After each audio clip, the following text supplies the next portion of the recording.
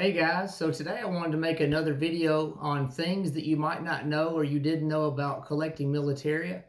And I just want to say Happy New Year to everybody. Today's December 31st. This year went by so fast, it's hard to believe.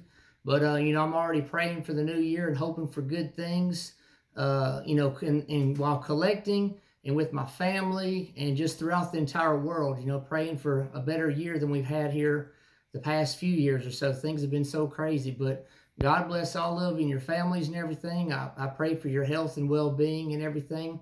And I'm going to be making this video. There's already people shooting fireworks in my neighborhood, so you might hear some noises, and it's not gunshots. At least I hope not. It should be fireworks. But again, I got some random items here on the table that I wanted to kind of talk to you about and explain things that you might not be aware of.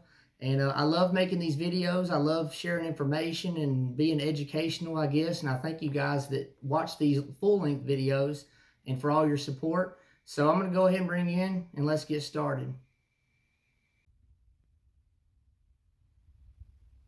All right. So as you see, I've got a couple rifles on the table, some medals, newspaper, and a couple uniforms here. And this is the fifth video that I've made having to do with things you didn't know about, collected militaria.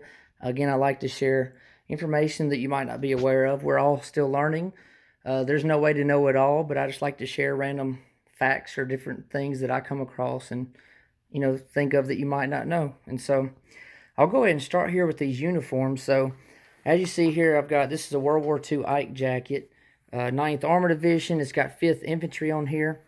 But what I wanted to show you this uniform for is because of this right here. Now, as you see, it's named, but it also has the soldier's serial number, 314-72241. It's actually in the jacket a second time right there. And the reason I wanted to share this with you is because most of you guys know, but if you don't, that, during World War II and even in Korea, soldiers were given or issued a serial number by the government, actually during World War I as well. But so World War I, World War II, Korea, even into early Vietnam, a service member was given a government issue serial number, and that's how their gear or their uniforms or equipment, different things were kept in check and kept in their personal possession during the service. And what I mean, so a way of things not getting mixed up, there was laundry numbers and stuff as well. But the reason I wanted to talk about this is because starting around 1974, the military would no longer issue serial numbers. The military would actually use the service member's social security number. And so if you've got anything that's marked, from maybe the mid 70s or newer, then that would be more than likely the soldier's social security number. Whereas before 1974 or around that time, it would be a government issued serial number. And so, again, this being a World War II uniform, this right here would be the man's serial number, not his social security number. And that's just a random little thing I wanted to share with you guys that you might not have known, the difference between a serial number and social security number as far as when they came into effect or when they were used and so forth. I got another uniform here, and I apologize for my voice. Honestly, I worked outside last week at work, and I got to work outside this week in the cold, so I've been exposed to the elements. But right here, I've got a really nice uniform, 1st Infantry Division. It's got a lot going for it. A pretty highly decorated service member here, but the reason I've got it here is I wanted to show you this. So a lot of you guys know about the ribbons, and you'll see the stars and everything, campaign stars and everything. But this right here, you see that arrowhead. You see the arrowhead on there. Some of you might know what it is, some of you might not. And so the arrowhead is basically called a device. It denotes participation in an amphibious assault landing, combat parachute jump, helicopter assault landing, or combat glider landing. And the service member must actually exit an aircraft or watercraft to receive assault credit. If a unit is denied assault, no assault credit will accrue. Or, yeah, basically. So for whenever you have a uniform, you've got a ribbon bar and it's got this arrowhead on there. That service member either exited an amphibious craft, a helicopter, they jumped out of an airplane, or so forth, in order for them to be eligible for this right here. And so there were some units, you know, that might not have been able to participate in an invasion like that. Maybe they were planned to and things were canceled or plans were changed or whatever. So then they wouldn't actually been given one of these arrowhead devices here. Again, you had to exit an aircraft or a watercraft in an assault campaign, basically, to receive that. And so a lot of you guys might not know that, so now you know what the arrowhead is on a uniform. Moving on here, as you see, I've got this newspaper here, and it's going to be another video really soon because I just picked it up, but it's dated December 8th, 1941, and so obviously that was the day after Pearl Harbor. And I'm sorry that it's crooked in there. Honestly, I'm OCD, and I should have fixed it before this video. But so the reason I got this newspaper in this video is because, so we know Hawaii is one of the 50 states, right? But during World War II, when we were attacked at Pearl Harbor, December 7th, 1941, Hawaii was not a state at that time. And so a lot of people might be confused. Well, hold on a minute. Japan attacked the United States.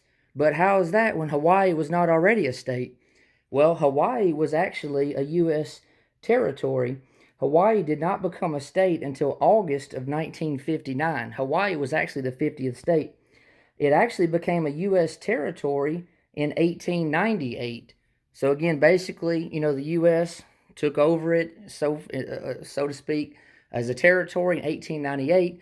So even though it wasn't an official state until 1959, when we were attacked in 1941, it was still a territory of ours, right? So it was still, you know, U.S., I guess, property, so to speak. And so, again, it wasn't a state, but it was our territory. And so we were attacked, you know, and again, it wasn't until 1959 when Hawaii became an official state. So that's just kind of a random fact I wanted to put out there for you, because I've had a couple people mention that in the past that they didn't understand. And so hopefully now you do, or at least a little bit better. Y'all bear with me. I'm making some room here on this table. All right, so now I've got a couple rifles here. So the top one here, this is a World War I #1 Mark III Star. It's dated 1914. It's an Enfield, right? And as you see, it's got this this copper wire on here. And these are called wire-wrapped Enfield, or known as, you know, wire-wrapped Enfields. And a lot of people are like, well, what is that on there for? Like, what is that?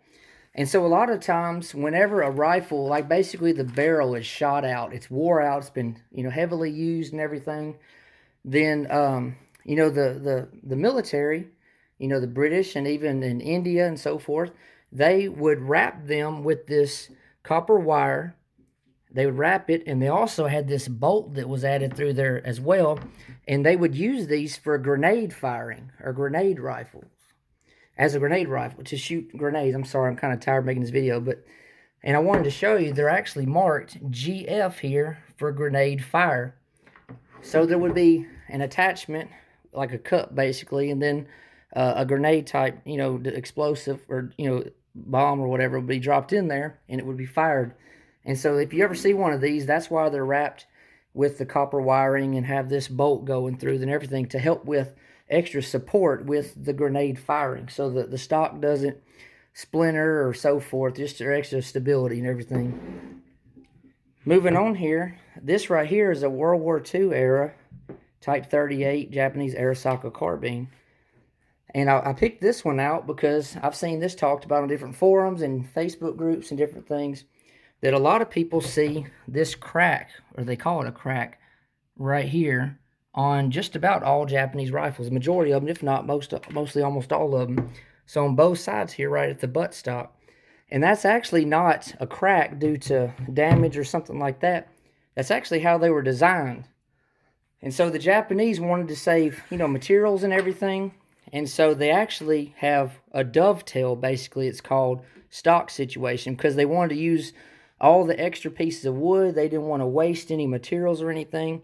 And so basically this part of the stock right here, this smaller section, it basically, with the, you know, with the butt plate would be off, but it slides into place. Basically there's a groove made into the larger part of the stock, and this little piece here, little section here, would slide into it and lock into place. Then you got your butt stock, and then you got right here where you'd put your bolt through from the top. And so again, this is not due to, excessive firing and crack the stock on your Arasaka. That's just how they were designed, again, to save materials. And it basically slides and somewhat locks into place, and then you put the rest of the pieces back together. And so that's why you see the seam there, the split. Moving on here, I wanted to show you this. So a lot of you guys might recognize this right off the bat. European Theater of Operations, right? Patch. And have you ever really looked at it and wondered, like, okay, what does that symbolize? What is that? And so I wanted to tell you. And so this ETO patch represents two thunderbolts, right? You see there's two thunderbolts coming down. And they represent the ground and air forces breaking the chain that was enslaving Europe during World War II. So again, air forces, ground forces, you got these two bolts coming down, and that's actually a chain right there that's being split or broken, right? The chain's being broken that's enslaved Europe. And thunderbolts actually make the letter V. You see right here my fingers. See, it makes a letter V right there. And that was basically a victory symbol, which was common, British and U.S. forces. So if you got any uniforms, got this patch on there. Again, air forces, ground forces, thunderbolts breaking through the chain of enslaved Europe. And also they come to a V for basically victory in Europe, right? So that's kind of cool there. I just kind of learned about that recently. Moving on here, I have this National Defense Medal. As you see, it's marked right there. And something I wanted to tell you is, I've seen a lot of guys, they have World War II uniforms with ribbons on there and everything. And I'll even see a National Defense ribbon on there, or even medal hanging from it. And the thing is, National Defense Medal, it wasn't created until 1953. It was actually put into law or into place by President Dwight Eisenhower. And so you think 1953, that's basically during Korea. And so if you've got a World War II uniform that has this ribbon bar on there, or this medal hanging on there, maybe even other ribbons that actually aren't World War II, then that service member could have served in World War II and Korea. And maybe just during Korea, or after they were completely out of the service, then they pinned all their ribbons or whatever, they had been awarded onto their uniform that might be dated to World War II. And so again, national defense came into effect 1953. And lastly, I got this right here. Again, I apologize about my voice. I don't feel the greatest right now, but this crazy weather, I tell you. So I've got 3 Purple Hearts right here. I've actually got, I believe, 7 in my collection, if I'm not mistaken. I believe 7. And the reason that I have these in the video is because, let me see what I was going to say. Okay, I got it. I'm looking at my notes here. I'm always about writing notes and stuff. I'm old school.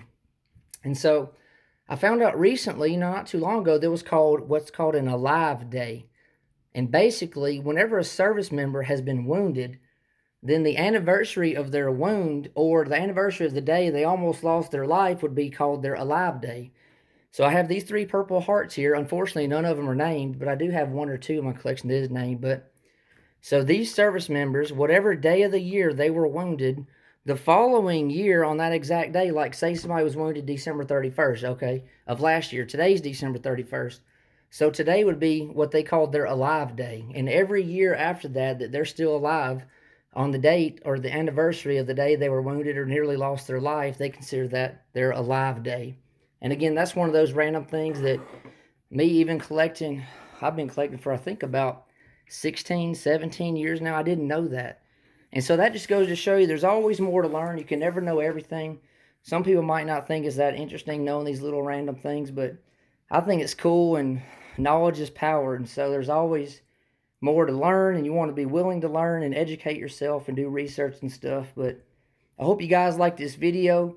Again, God bless all of you. I pray for your health and well-being. Y'all keep my family in your prayers as well. We're doing good, but just really hoping for a good year, 2024. I'd love to see, a great move of God like never before. That would be really awesome. Thank you for all your support, guys. I love you, and I'll be getting back to you soon.